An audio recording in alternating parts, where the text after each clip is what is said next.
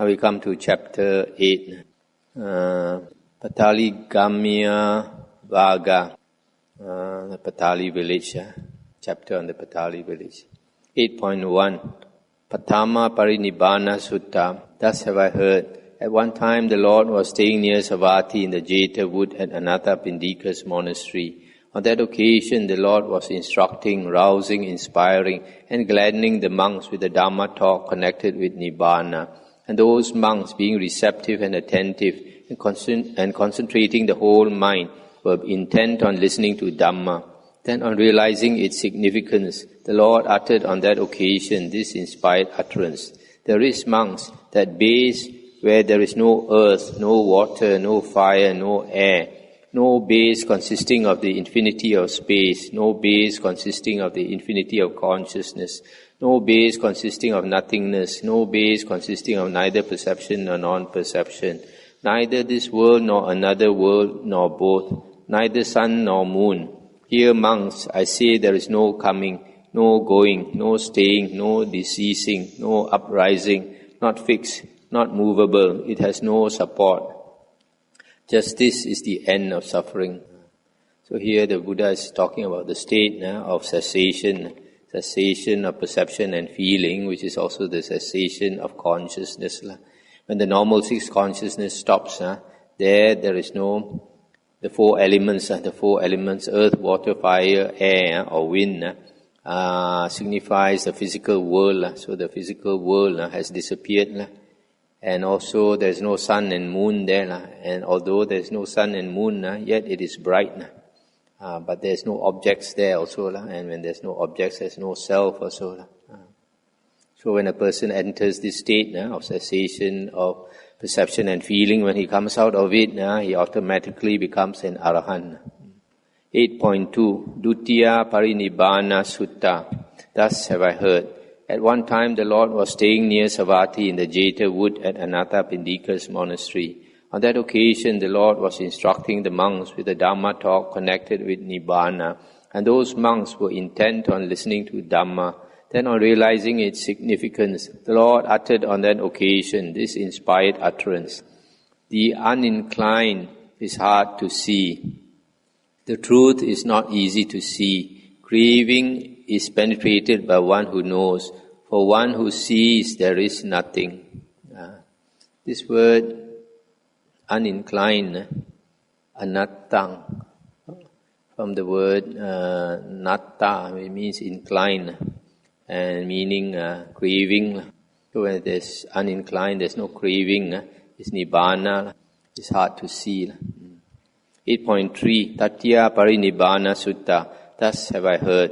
At one time the Lord was staying near Savatthi in the Jeta wood at Anathapindika's monastery. On that occasion the Lord was instructing the monks with the Dhamma talk connected with Nibbana, and those monks were intent on listening to Dhamma.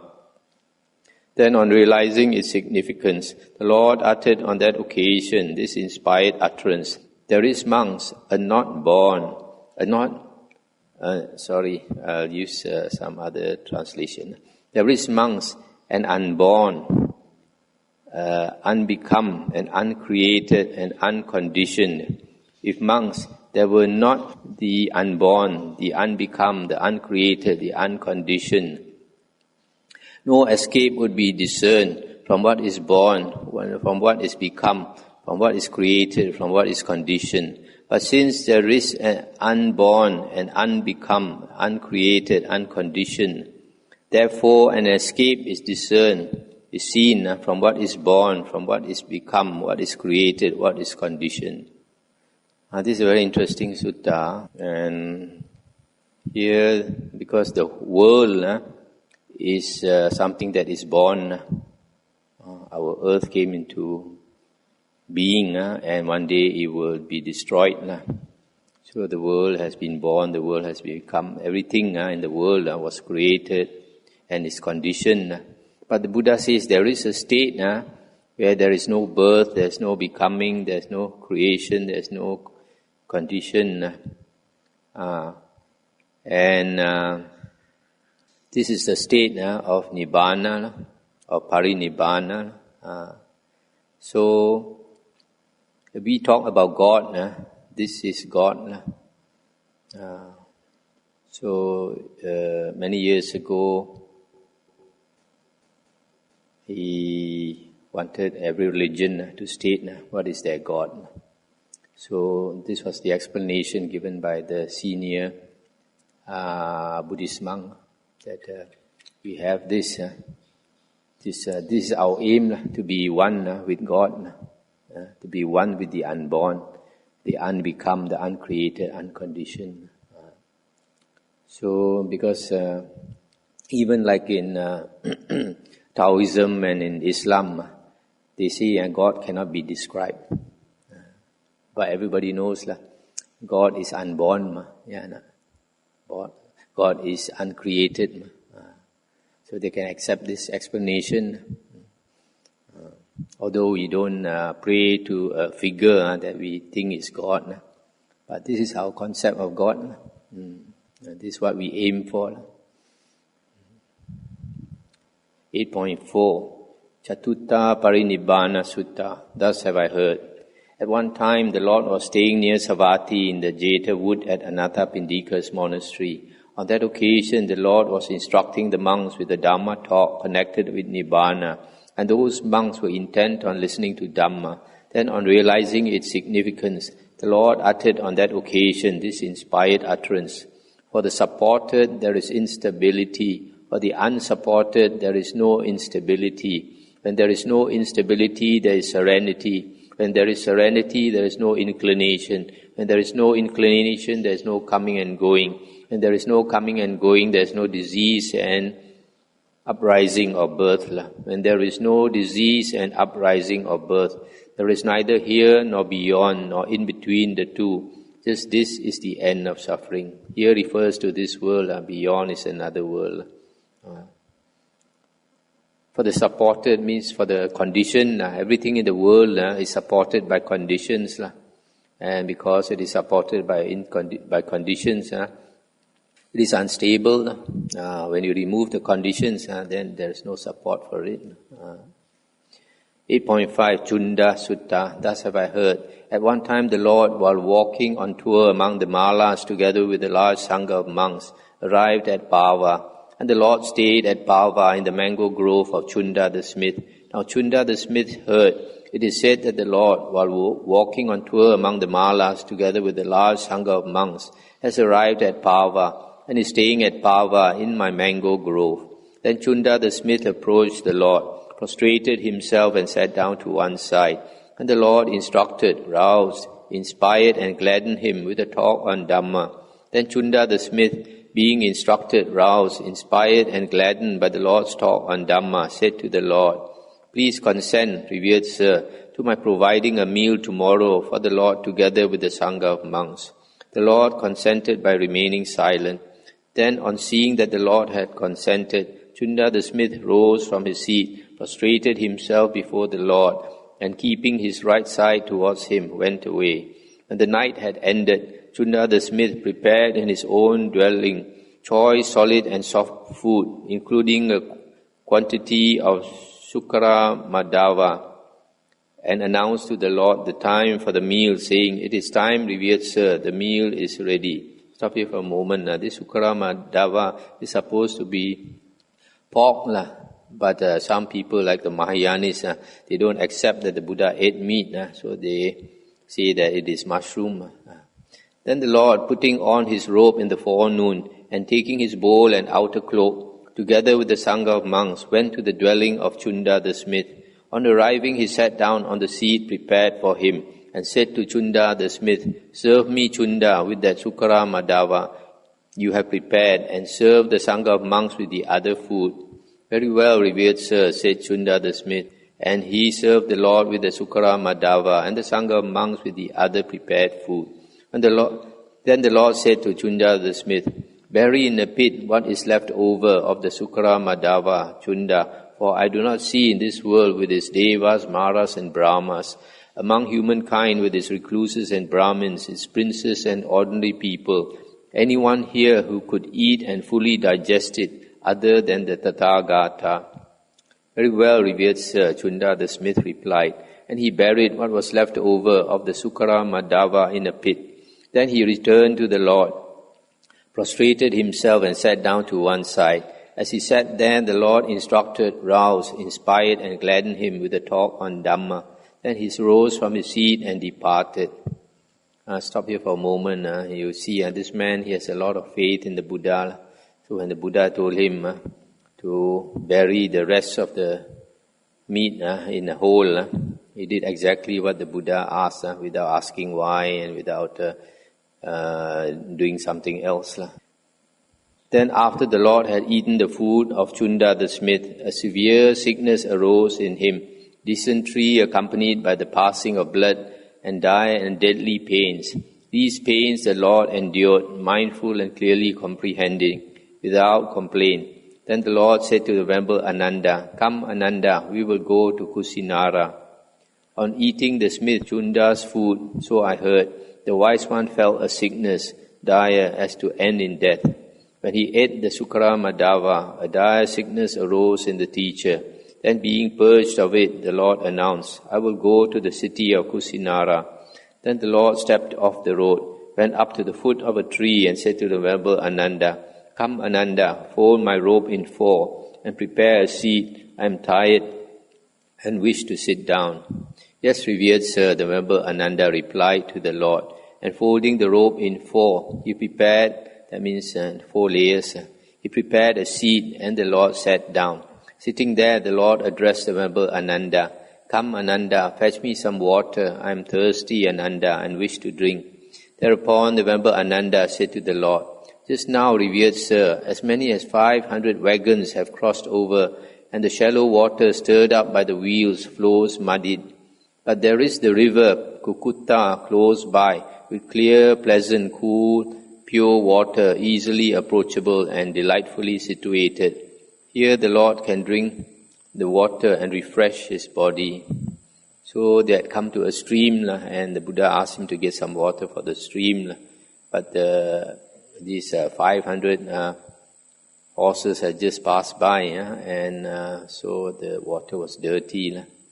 Then the second time and the third time the Lord said, "Come, Ananda, fetch me some water." "Very well, revered sir," the Venerable Ananda replied to the Lord, and taking a bowl he went to the stream. Then as the Venerable Ananda approached, that shallow water, stirred up by the wheels and flowing muddied, flowed pure, clear and unmuddied. Then the Venerable Ananda thought, "It is indeed wonderful, it is indeed marvelous, the great supernormal potency and power of the Tathagata. This stream now flows pure, clear and unmuddied." And taking some water in the bowl, he approached the Lord and said, "It is indeed wonderful, it is indeed marvelous, the great supernormal potency and power of the Tathagata. Drink the water, Lord, drink the water, Sugata." And the Lord drank the water. Then the Lord, together with a large sangha of monks, went to the river Khuddaka, and entering into the water, he bathed and drank. Having come out of the water, he went to a mango grove and said to the Venerable Chundaka, "Come, Chundaka, fold my robe in four and prepare a couch. I am tired and wish to lie down." "Yes, revered sir," the Venerable Chundaka replied, and folding the robe in four, he prepared a couch, and the Lord lay down on his right side in the lion's resting posture, placing one foot on the other, mindful and clearly comprehending, determining the time of arising. And the Venerable Chundaka sat down in front of the Lord.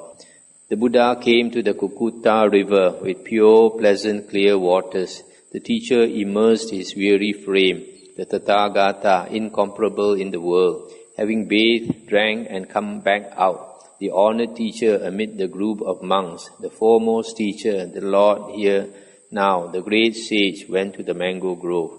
To the monk called Chundaka, he said, "Prepare my robe folded into four."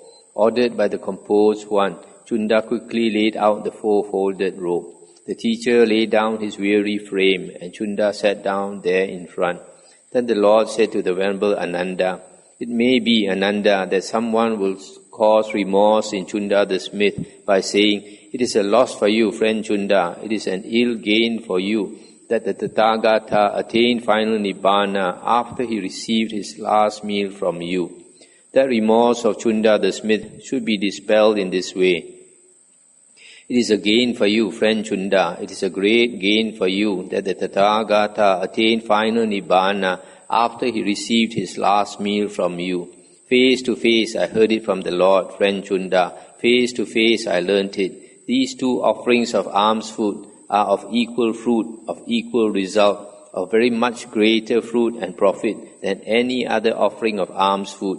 What two? That offering of alms food which the Tathagata ate just before he realized supreme enlightenment, and that offering of alms food which the Tathagata ate just before he attained final Nibbana, in the Nibbana element with no residue left. These two offerings of alms food are of equal fruit, of equal result, of very much greater fruit and profit than any other offering of alms food. A deed has been performed by the worthy Chunda the smith, conducive to long life, beauty, happiness, heaven, fame and supremacy. In this way, the remorse of Chunda the smith should be dispelled. Then on realizing its significance, the Lord uttered on that occasion this inspired utterance: merit grows for one who gives, no enmity builds up for one restrained. One skilled abandons evil deeds, with passion, hate and delusion exhausted. One attains release, final Nibbana. This story is also found in this incident is also found in the Mahaparinibbana Sutta, detailing the last days of the Buddha. So the Buddha knew that after taking the offering of Chunda the smith, that he will pass away. That's why, but this meal is very meritorious. So the Buddha, after eating the food, told Chunda the smith, nobody else has the blessings to eat this food, so go and dig a hole and bury it in there. And Chunda did that. And then after that, after eating the food, the Buddha purged, and then later he passed away. But you notice at the age of 80, the Buddha was still fit, still walking around and walking long distance some more. Most of us, by the time we reach 80, will be bedridden. Cannot even walk 1 mile, but the Buddha walked a long distance. He particularly wanted to go to a certain place to pass away. And that place was a place where long time ago he was a universal monarch, wheel-turning king, king of the whole world. And as a human being, that is the happiest life you can have. As a worldling, is to be a real universal monarch, king of the whole world. So because of the memories, he went back to the place to pass away. 8.6 Patali Gamya Sutta. Thus have I heard. At one time the Lord, while walking on tour among the people of Magadha, together with a large sangha of monks, arrived at the village of Patali and stayed there. The lay followers of Patali village heard. It is said that the Lord, while walking on tour among the people of Magadha, together with a large sangha of monks, has arrived at Patali village. Then the lay followers of Patali village approached the Lord, prostrated themselves, sat down to one side, and said to the Lord, "Revered Sir, let the Lord consent to lodge in our rest house." The Lord consented by remaining silent. Then on seeing that the Lord had consented, the lay followers of Patali village rose from their seats, prostrated themselves before the Lord, and keeping their right sides towards Him, went to the rest house. On arriving, they spread coverings over the whole floor of the rest house, prepared seats, placed a water jar there, and set up an oil lamp. Then they went to the Lord, prostrated themselves, and standing there they said to the Lord, "The whole floor of the rest house has been spread with coverings, seats are prepared, a water jar has been placed there, and an oil lamp set up. Let the Lord do now what He thinks it time to do." Then the Lord, robing Himself in the forenoon and taking His bowl and outer cloak, went to the rest house together with the sangha of monks. On arriving, He washed His feet, entered the rest house, and sat down by the middle pillar facing east. The sangha of monks sat down near the western wall, facing east with the Lord before them. And the lay followers of Patali village, having washed their feet, entered the rest house and sat down near the eastern wall, facing west with the Lord in front of them. Then the Lord addressed the lay followers of Patali village. There are householders, these 5 disadvantages for the immoral person through his failing in virtue, sila. What are the 5? Here, householders, the immoral, unvirtuous person through negligence suffers great loss of wealth. This is the first disadvantage for the immoral person through his failing in virtue. Furthermore, householders, an evil repute is spread about concerning an immoral, unvirtuous person. This is the second disadvantage. Again, householders, whatever assembly an immoral, unvirtuous person approaches, whether an assembly of nobles, Brahmins, householders, or recluses, he approaches lacking confidence and assurance. This is the third disadvantage. Again, householders, an immoral, unvirtuous person dies confused. This is the fourth disadvantage. Finally, householders, upon the breaking up of the body after death, an immoral, unvirtuous person re-arises in a realm of misery and unhappy state, a place of downfall, hell. This is the fifth disadvantage. These householders are the 5 disadvantages for the immoral person through his failing in virtue. Stop here for a moment. So an immoral person, he does not keep his precepts. Maybe he drinks too much, gambles too much, womanizes too much and all that. So his wealth easily will be squandered away. Secondly, he has a bad reputation. If he wants to marry some young girl, the mother will probably object. This person has a bad reputation. And then thirdly, when he approaches a lot of people, he is not so confident because he does things that are blamable. Then fourthly, people who don't keep the sila because of killing, because of stealing, sexual misconduct and all that, when they die, their mind is very disturbed. They see unpleasant visions, ghosts or hell beings come to pull them away. And then after dying, they go to a woeful place of rebirth. There are householders, these 5 benefits for a moral person through his achievement in virtue. What are the 5? Here, householders, the moral virtuous person through diligence obtains a great mass of wealth. This is the first benefit for the moral person through his achievement in virtue.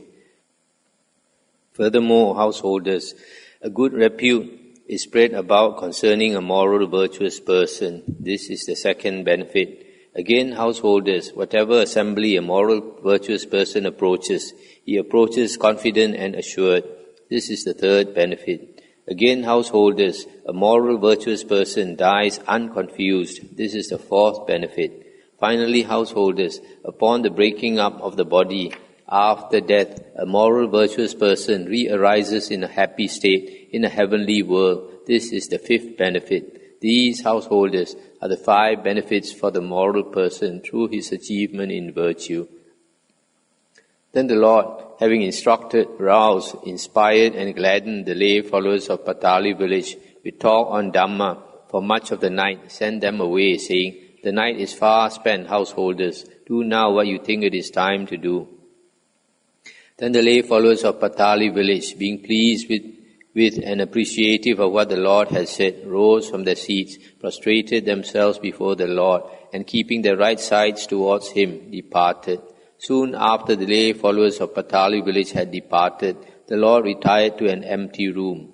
At that time, Sunida and Vasakara, government ministers of Magadha, were building a city at Patali village to ward off the Vajis, and a large number of Devatas, counted in thousands, occupied sites around Patali village. Wherever powerful Devatas occupy sites, powerful kings and royal ministers are inclined to build settlements. And wherever middling and minor Devatas occupy sites, middling and minor kings and royal ministers are inclined to build settlements. Now with the divine eye purified and surpassing that of humans, the Lord saw those Devatas, counted in thousands, occupying sites around Patali village. Then the Lord, at the end of the night when dawn was approaching, got up and said to the venerable Ananda, "Ananda, who is building a city at Patali village?" And remember Ananda said, Sunida and Vasakara, the government ministers of Magadha, revered sir, are building a city at Patali village to ward off the Vajis. And the Buddha said, it is as if Sunida and Vasakara had consulted the Devas of the Tavatimsa heaven, Ananda, before deciding on building a city at Patali village to ward off the Vajis. I have seen, Ananda, with the divine eye, large numbers of Devatas, counted in thousands, occupying sites around Patali village. Wherever powerful Devatas occupy sites, kings and royal ministers are inclined to build settlements. As far as the sphere of influence of the Noble One extends, Ananda, as far as the trade routes spread, this will be the chief city where bales of merchandise will be opened up. But Pataliputta, Ananda, will suffer 3 disasters from fire, from water, and from the breaking of an alliance. Then Sunida and Vasakara, the government ministers of Magadha, approached the Lord, exchanged friendly greetings with him, stood to one side and said, Please consent, good Gautama, to our providing a meal tomorrow for you together with the Sangha of monks. The Lord consented by remaining silent. Then on seeing that the Lord had consented, Sunida and Vasakara went to their own dwelling. Having prepared there choice, solid and soft food, they announced to the Lord the time for the meal, saying, It is time, good Gautama, the meal is ready. Then the Lord, putting on his robe in the forenoon and taking his bowl and outer cloak, together with the Sangha of monks, went to the dwelling of Sunida and Vasakara. On arriving, he sat down on the seat prepared for him. Then Sunida and Vasakara, the government ministers of Magadha, served and satisfied with their own hands the Sangha of monks headed by the Buddha with choice food, both solid and soft. Then when the Lord had eaten and washed his hand and bowl, Sunida and Vasakara, choosing a low seat, sat down to one side. The Lord thanked Sunida and Vasakara with these verses. In whatever place a wise man sets up his home, here he should feed the virtuous, the controlled who lead the holy life. To those Devatas there, he should make offerings. Revered, they will revere him. Honored, they will honor him. They will show compassion for him as a mother shows for her own child. A man for whom Devatas have compassion always has good fortune. Having thanked Sunida and Vasakara with these verses, the Lord rose from his seat and departed. On that occasion, Sunida and Vasakara followed in the footsteps of the Lord, thinking, whichever gate the recluse Gautama leaves by today will be called the Gautama gate, and the ford by which he will cross the river Ganges will be called the Gautama ford, and the gate by which the Lord departed came to be called the Gautama gate. Then the Lord approached the river Ganges, but at that time the river was so full that a crow standing on the bank could drink from it. Some people there, wishing to cross to the other shore, were searching for a boat. Some were searching for a floating log, and some were constructing a raft. Then just as a strong man might extend his flexed arm, or flex his extended arm, so did the Lord vanish from the hither bank of the river Ganges and reappear on the far bank together with the Sangha of monks. And the Lord saw those people constructing a raft, etc. Then on realizing its significance, the Lord uttered on that occasion this inspired utterance. Those who have made a bridge cross over the river flood, leaving the swampy pools behind. While people are binding a raft, the wise are already across. 8.7 Dve Da Pata Sutta. Thus have I heard. At one time the Lord was journeying along a road among the people of Kosala with the Venerable Nagasamala as his attendant. As they went along, the Venerable Nagasamala saw the road divided, and on perceiving this said to the Lord, Revered Sir, that is the way, let us go that way. Whereupon the Lord said to the Venerable Nagasamala, This is the way, Nagasamala, let us go this way. A second time and a third time, the Venerable Nagasamala said to the Lord, Revered Sir, that is the way, let us go that way. And the second and the third time the Lord said, This is the way, Nagasamala, let us go this way. Then the Venerable Nagasamala put the Lord's bowl and cloak down on the ground and went off, saying, Here, revered Sir, is the Lord's bowl and cloak. And as the Venerable Nagasamala was going along that road, robbers came upon him, knocked him down and kicked him and broke his bowl and tore his robe. Then the Venerable Nagasamala, with broken bowl and torn robe, went back to the Lord. Having prostrated himself before the Lord, he sat down to one side and said, "Just now, revered Sir, as I was going along that road, robbers came upon me, knocked me down and kicked me and broke my bowl and tore my robe." Then on realizing its significance, the Lord uttered on that occasion this inspired utterance: "Travelling together, dwelling as one, a wise man must mix with foolish people. But having known a bad one, he leaves him behind, as a milk-drinking heron leaves the water." So this silly disciple won't listen to the master, thinks he's smarter, and got beaten up along the way. Probably after that the Buddha didn't want him to follow him. 8.8 Visakha Sutta. Thus have I heard. At one time the Lord was staying near Savatthi in the eastern park at Migara's mother's mansion, that means Visakha's mansion. On that occasion the dearly beloved grandchild of Visakha, Migara's mother, had died. Then Visakha, or Migara's mother, with wet clothes and hair, approached the Lord in the middle of the day. Having prostrated herself, she sat down to one side, and the Lord said to her, "Where have you come from, Visakha, arriving here in the middle of the day with wet clothes and hair?" And she said, "Revered Sir, my dearly beloved grandchild has died. That is why I have arrived here in the middle of the day with wet clothes and hair." And the Buddha said, "Visakha, would you like to have as many children and grandchildren as there are people in Savatthi?" And she said, "I would, Lord, like to have as many children and grandchildren as there are people in Savatthi." And the Buddha said, "But how many people, Visakha, die daily in Savatthi?" And she said, "Perhaps 10 people, revered Sir, die daily in Savatthi, or perhaps 9 people, or 8 or 7 or 6, 5, 4, 3, 2 people died, or perhaps 1 person dies daily in Savatthi. Revered Sir, Savatthi is never without people dying." And the Buddha said, "What do you think, Visakha? Would you ever be without wet clothes or wet hair?" So when the Buddha asked her, "You like to have a lot of children and grandchildren, so much like the people in Savatthi?" She quickly said, "Yes. In that case, since people are dying every day, then she'll be mourning every day. And then after thinking about it, she said, "No, revered Sir, enough of my having so many children and grandchildren." And the Buddha said, "Visakha, those who have 100 dear ones have 100 sufferings. Those who have 90 dear ones have 90 sufferings. Those who have 80, 70, 60, 50, 40, 30, 20, 10, 5, 4, 3, 2 dear ones have 2 sufferings. Those who have 1 dear one have 1 suffering. Those who have no dear ones have no suffering.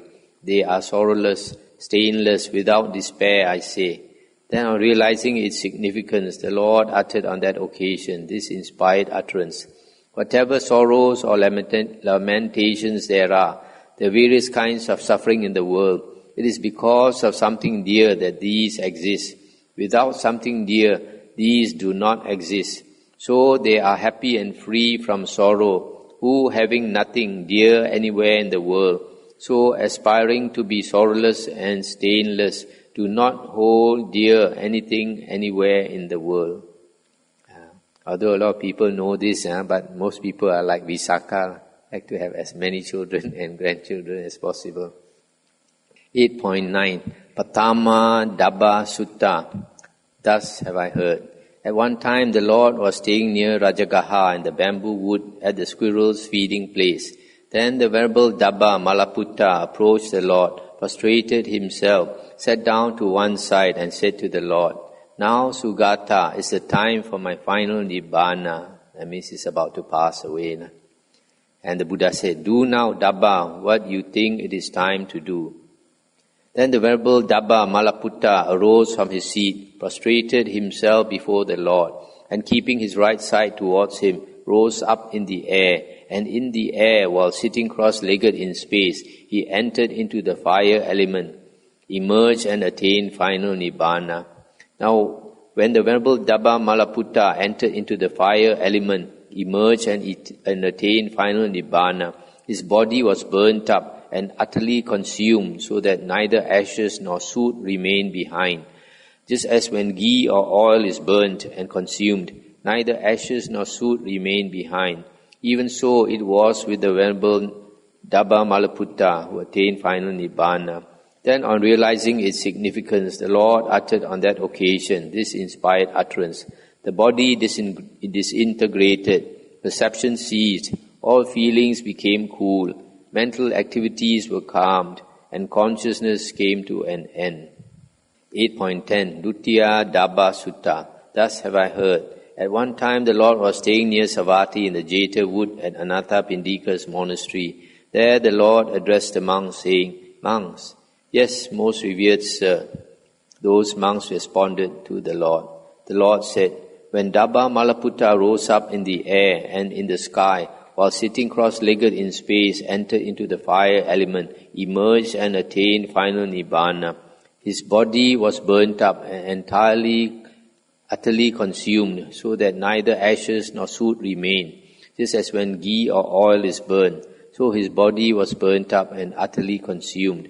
Then on realizing its significance, the Lord uttered on that occasion this inspired utterance. Just as the born is not known of the gradual fading glow given off by the furnace-heated iron, as it is struck with the smith's hammer, so there is no pointing to the born of those perfectly released who have crossed the flood of bondage to sense desires and attain unshakable bliss. Now that's the end of the Udana. Anything to discuss? These suttas in the Udana, what is supposed to be important are the verses at the end of the suttas. And the prose before the verses seem to have been taken from other suttas. Some of them, they have shortened the sutta. I put it here. But some are original, not found in other suttas. Like this one. There is monks, the unborn, the unbecome, the uncreated, the unconditioned. This one is very good. Only an enlightened being like the Buddha knows there is this state of the unborn, the unbecome, the uncreated, the unconditioned, because he has experienced it. So when the Buddha was enlightened, he said, O house builder, thou art seen. Thou shalt not build this house again. This house referring to the body. So the Buddha has seen the Creator. Only an enlightened person like the Buddha has seen the Creator. All the rest, all the other religions, none of them have seen the Creator. Anything, Brother Lai?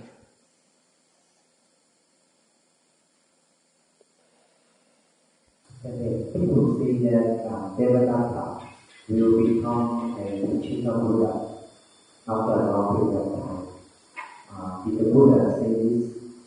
I don't think the Buddha mentioned this. A lot of things like this. Some other books say that Devadatta was a bodhisattva.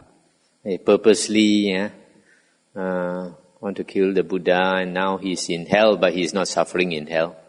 But in the suttas, the Buddha said, in the Vinaya books, the Buddha said that because of what Devadatta did, that he will go down to hell for a very, very long time. And he will have these 5 iron bars, hot iron bars poked through him, at the 2 hands and the 2 feet, and 1 through his chest. And he will remain there for a very, very long time. So, how can you have all these iron bars poked through you and you are not feeling any pain? And the Buddha also said that when he asked Venerable Sariputta to go and spread the news that Devadatta is no more a disciple of the Buddha, then he has gone off the track and is doing a lot of wrong things. Some people did not believe because Devadatta at one time his practice was very good, he had psychic powers. So when the monks came back to tell the Buddha said that what he said is true cannot be otherwise And the Buddha said he cannot see in Devadatta even a little bit of goodness in him It's totally rotten. The Buddha said just like a person has fallen into the shit hole. When he comes out of the shit hole, he cannot find a spot on his body where there is no shit. So in the same way, the Buddha said, you cannot find a bit of goodness in Devadatta. It is the case, why didn't the Buddha reject Devadatta normally, the Buddha doesn't take the trouble to go and find out in the future this person will become like this, will become like that. And also the Buddha does not make a precept until something goes wrong. Then only he says, okay, you don't do this. So in the same way, you won't eject somebody until he does wrong. In fact, the Buddha, we find that Vinaya books is very compassionate. There was a group of 6 monks who were always creating problems. And the Buddha didn't eject them also. Each time they create a problem, the Buddha will make a new precept. You must not do this. And they cause some more problem, the Buddha will make another precept. Buddha was very compassionate. Unless they go overboard and cause problems for too much, then only because it's inconveniencing other monks only, then the Buddha will throw them out.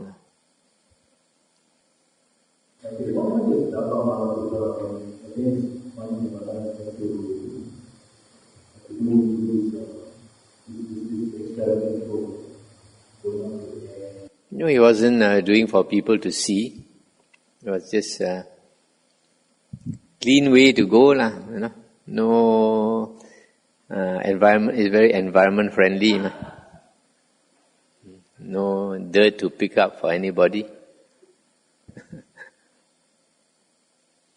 And also it will be good for others, inspire you to follow in his footsteps.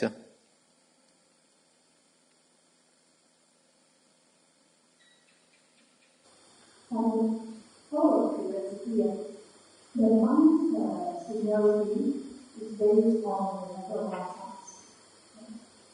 What about those arahants?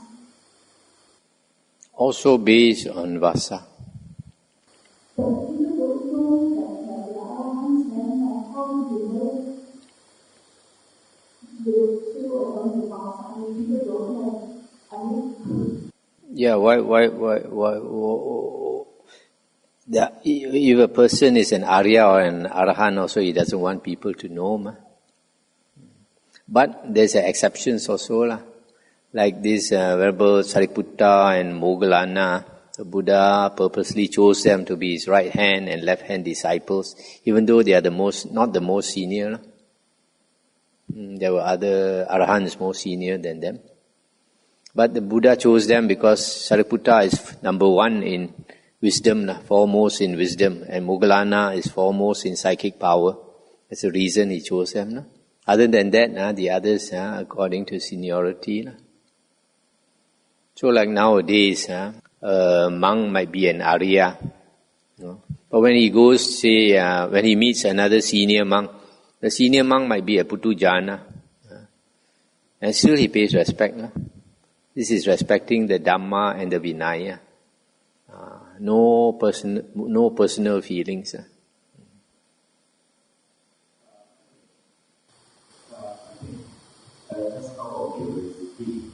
Just out of curiosity, there's listening to Bhante from the Nikaya, and very often Bhante put things from the Vinaya book. Are many people allowed to read the Vinaya books? Now that the Vinaya books are around, there is no harm in reading the Vinaya books. The only thing is have to be careful. There are some people, after they know about the monks' Vinaya, they become very critical. They expect all the monks to follow all the precepts. But they don't understand that the Buddha said, even without prompting, the Buddha's last instructions told Venerable Ananda, if the Sangha wants to abolish certain minor rules, they can do so. So it depends on circumstances. Because a lot of the stories or things you do not understand today, it's not in the Dhammavuddho. Yeah. But these Vinaya books are only available at present from the Pali Text Society. And if you buy them, it's not cheap also. That's why most people don't get them. The only thing is, in the Vinaya, the Buddha said, if a novice intends to take the higher ordination, then he should not be shown the Patimokkha, all the rules, the Vinaya books. Because at one time there was a novice who wanted to take the higher ordination. Then when he found out about the monk's precepts, so many precepts, and then he got cold feet, so he decided not to take the higher ordination. So from then the Buddha said, novice should not know more about the precepts. Although sometimes the Buddha said that his monks would rather die than not uphold the precepts. And yet you find, like in the Vinaya books, one time a monk came to tell the Buddha, he said, there are more than 150 precepts. So many I cannot keep up. Maybe it's a simple mind, he thinks so many. Or maybe it's the fussy type. He thinks more than 150 precepts, he has to keep every one of them. So he finds very difficult to keep all these precepts. So he told the Buddha he cannot do it. Then the Buddha asked him, can you practice the higher morality, the higher mind, and the higher wisdom? When you tell him 3 things, then he thought about it. 3 things I can practice. Higher morality means try to keep a good standard, as long as you don't harm others. The higher mind means to practice meditation every day. And then the higher wisdom is to contemplate on the Dhamma, to understand the Dhamma. So he thought these 3 things. 3 things I can keep, he told the Buddha. Then the Buddha said, you practice these 3 things enough. In fact, initially the Buddha did not create any precepts. Just allowed the monks to guide themselves. And many of them attained arahanthood.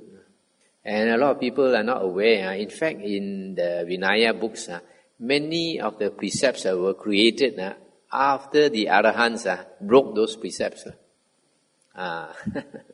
In other words, those precepts are not important. For example, there was an arahant who was walking a long distance, and in the evening he came to a village or town. Then they have these public resting places. So he asked to stay. When they asked the manager for a room to stay. And the manager happened to be a woman. And the woman said, all the rooms are taken up. But if you don't mind, you can take my room.